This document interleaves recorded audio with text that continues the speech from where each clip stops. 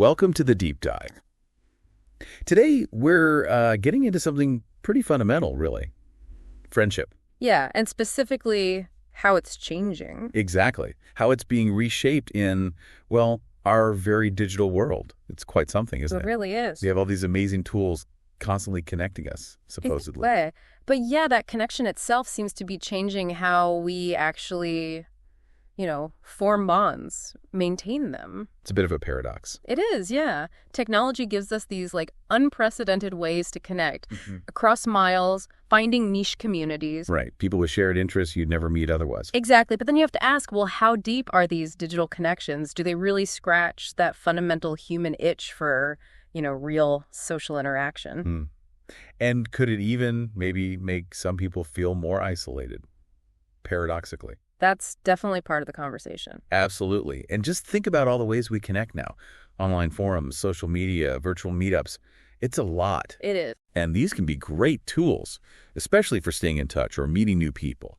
And we should mention, for some groups, like families raising kids with autism, these digital paths can be absolutely vital, a real lifeline. That's a crucial point. So, okay, our goal here, our mission for this deep dive, is to really try and understand this evolution of friendship in the digital age. Yeah, looking at the different ways people connect, build relationships, both, offline and online. And figure out what really counts as meaningful connection now. Right. What does that even look like today? We've looked at some really interesting research covering everything from old school play groups to these huge online support networks. Okay, let's start there then. With something seemingly traditional, like playgroups for young kids, our sources really stress how important those early face-to-face interactions are. They're foundational, really. It's where kids first learn those basic social skills, isn't it? Sharing, taking turns, figuring out cues. The real building blocks. Exactly. Skills they need their whole lives. And for kids with autism, these groups, if they're supportive, can be incredibly valuable. A safe space to practice. Yeah, a structured but safe place to practice and sort of internalize those social rules. The research actually suggests that regular participation can lead to real improvements in their social communication. That makes total sense. And it's not just the kids benefiting, is it? I mean, the parents. Oh, absolutely. They connect with others who just get it, the unique challenges, the joys. Yes, shared experience, yeah. It combats that isolation that parents can sometimes feel. Studies on parental well-being, especially for families with kids with developmental differences, consistently show how much peer support helps. So these early meetups set a really critical foundation. For everyone involved, yeah. Kids and parents. But, as we know, how we connect is changing fast. Right. So how are these early social settings adapting to the digital side of things? Well, we're seeing things like virtual playdates pop up.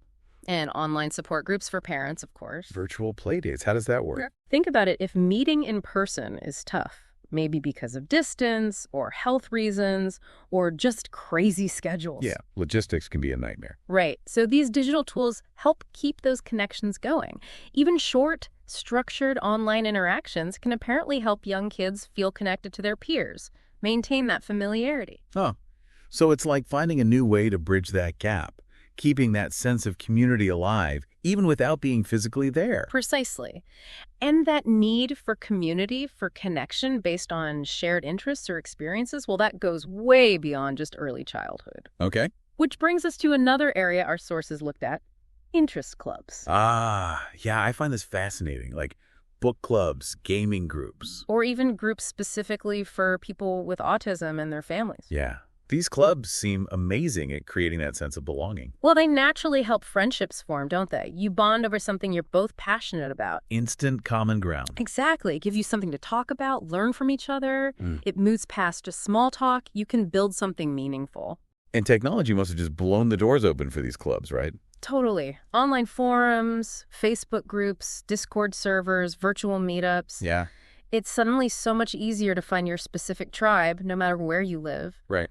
And think about kids with autism again. For some, that digital space might actually feel more comfortable, less overwhelming maybe than a big, noisy, real-world group. They can connect around their interest in a way that feels safer. That's a really important point. Comfort and accessibility. Okay, so another key connection type that came up in the sources is peer support based on shared experience. Yeah, these networks are often just invaluable, especially, again, for families navigating something like an autism diagnosis. It's about finding people who've actually walked that path. Exactly. Firsthand experience, parents sharing practical tips, offering emotional backup, just knowing you're not alone. That solidarity. Mm-hmm. Research shows this kind of peer support can genuinely lower parental stress, improve coping. And for the kids themselves. Yeah. Connecting with other kids who get their world. Hugely validating. That feeling of, okay, someone else understands this. It's crucial. Yeah. And just like with playgroups and interest clubs, peer support has also really expanded digitally. Right, I was going to ask, how has that played out? Well, think about the sheer scale of online support groups and forums. Geography just disappears as a barrier. You can connect with people facing similar things literally anywhere in the world, access different perspectives, resources you'd never find locally. Especially if you're in a rural area, maybe. Or can't easily get to meetings. Exactly. It makes that feeling of not being alone potentially global, offering comfort, empowerment. That understanding can cross borders. Wow. Okay. But we can't talk digital connections without talking about the big one, social media. Right. Impossible to ignore. It's completely changed how we interact. And, for families dealing with autism, it can be a great tool, finding communities, sharing info, feeling less isolated. Absolutely. It has that potential to connect people with shared experiences who might otherwise feel quite marginalized. That's the upside. But there's always a but with social media, isn't there? There usually is. We have to look at the downsides, too, the nuances. Like feeling lonelier somehow, even when you're constantly connected. That comes up a lot. It does. It's well documented. And then there's the whole comparison thing. Ah, yes. The curated feeds. Exactly. Everyone posting their highlight reel, often, filtered and perfected. Yeah. It can lead to this constant social comparison. Comparing your everyday life to someone else's carefully crafted online image. Which can chip away at self-esteem, make you feel inadequate. It's based on something that's often not even fully real.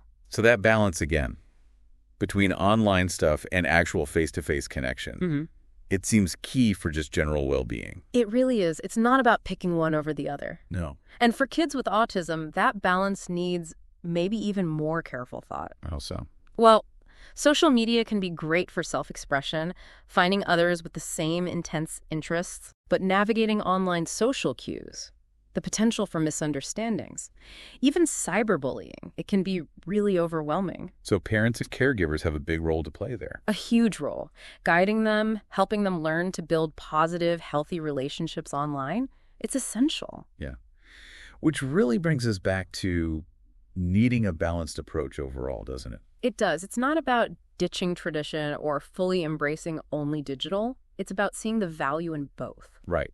Those traditional things, playgroups, clubs, local support networks, they offer really rich, hands-on social learning. Definitely. Developing those nuanced skills. And then technology comes in as this powerful way to, boost those connections, make them more accessible, wider reaching. Augmenting and expanding. Yeah, if you connect it all back, embracing both the old and the new ways creates this much richer, more supportive environment for friendships, a whole ecosystem. And for families touched by autism, that blend seems extra important. It really does. You get the direct social practice in physical settings. Mm-hmm. And then the online world offers that broader network of understanding shared experience, connecting you beyond your immediate area. They really complement each other beautifully when used well. So ultimately, it still comes down to the power of friendship itself. Exactly. That core need for connection, support, belonging, that hasn't changed. No. And maybe the takeaway is that we just have more tools in the toolkit now. Yeah. More ways than ever to build those meaningful connections, whether it's, a play date in the park or finding your people on an online forum about, rare bird species. Whatever your thing is. Right. And it's interesting how the different modes offer different things. Digital gives you scale, reach, easy access. Mm-hmm. But face-to-face, that gives you a certain emotional depth, doesn't it? All the nonverbal stuff, that's hard to replace. Yeah, that unique warmth. So navigating all this, it requires being intentional. I think so, being mindful about it. Technology's amazing, offers so much potential, but we can't forget the unique value of those in-person bonds. Right. Fostering that balance helps ensure everyone, especially kids, gets the social skills and the support they need to really thrive. Absolutely. Couldn't agree more. Okay, so just to quickly wrap up our deep dive today. We've kind of journeyed through how friendship is shifting in this digital age. We touched on playgroups, interest clubs, still relevant. Uh-huh. And the vital role of peer support, especially how it's expanded online. Plus, the double-edged sword of social media. Right, and that key theme running through it all, the need for balance, using both online and offline interactions to build strong social ties. Appreciating what each brings to the table. So for you listening, maybe take a moment to think about your own life. Yeah. How's your balance between online and offline connections? Yeah, is it where you want it to be? Could you be a bit more intentional maybe in fostering those deeper relationships, whether online or off? And that leaves us with a final thought, maybe something to chew on. Yeah, in this world that's getting more and more digital, how can we consciously cultivate truly deep, meaningful connections? Not just for ourselves, but for the people around us, especially thinking about those who might face extra social hurdles. How do we intentionally build that depth? A really important question.